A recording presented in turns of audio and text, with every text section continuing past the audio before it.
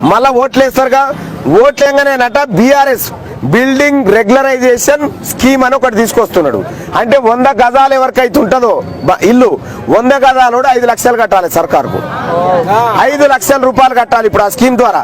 ఈ ఓట్లు అయిపోగానే పుట్టుకునే టీఆర్ఎస్ గెలిస్తే స్కీమ్ వస్తుంది. టీఆర్ఎస్ ను ఓడగొడితే తప్ప కాదు. 100 గజాలు ఉన్నోడు 5 లక్షలు కట్టాలి. 200 గజాలు ఉన్నోడు 10 లక్షలు కట్టాలి టీఆర్ఎస్ కు, కేసీఆర్ కు. మరి 10,000 చూసుకొని 5 లక్షలు 10 లక్షలు కడదామా? మీరు ఏం చేస్తారో ఆలోచన చేయరు. టీఆర్ఎస్ పార్టీ కోటేస్తే మన శవాన్ని మన భుజం మీద వేసుకొని తిరిగినట్టే లెక్క. మరి 5 లక్షలు కడతానికి తయారుంటేనేమో టీఆర్ఎస్ కోటేరి.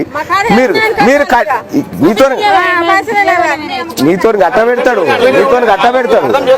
టీఆర్ఎస్ పార్టీకి ఓటేస్తే ఏం జరుగుతుందంటే భవిష్యత్తులో బీఆర్ఎస్ అనే స్కీమ్ వస్తుంది.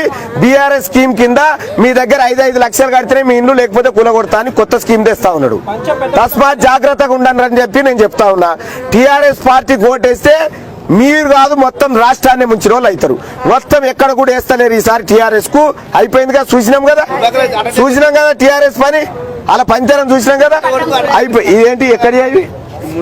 ఇగో మూసీ నీళ్లను శుద్ధి చేస్తా అని చెప్పాడు. మూసీ నీళ్లను ముంచుకొని తాగాలని. ఇగో ఈ మూసీ నీళ్ళమ్మా, ఈ మూసీ నీళ్ళు అవేవా హుస్సేన్ సాగర్ నీళ్లు కూడా తెచ్చిన. హుస్సేన్ సాగర్ ను కొబ్బరి నీళ్లు చేస్తా. కేసీఆర్ మాటలు నమ్మేటోడు ఉండే ఎవడన్నా? ఇప్పుడు నమ్ముతాడా ఎవడన్నా? ఇంకా మీరు నమ్మితే ఇక మీరే ఆగమవుతారు తల్లి.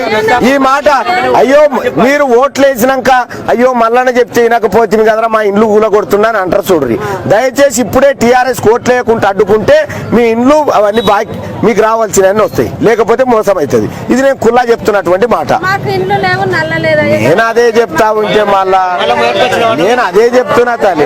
ఇదివరకు దాకా కొర్రింది ఏందమ్మా? నేను అదే చెప్పినా, మళ్ళా నువ్వు అదే చెప్పబడి ఏం చేసినమ్మా చెప్తా. అప్పుడు కరోనా టైంలో 1500 వేస్తున్నామని చెప్పిండు కేసీఆర్. 1500 ఒక ఇంట్లో వేసిండు.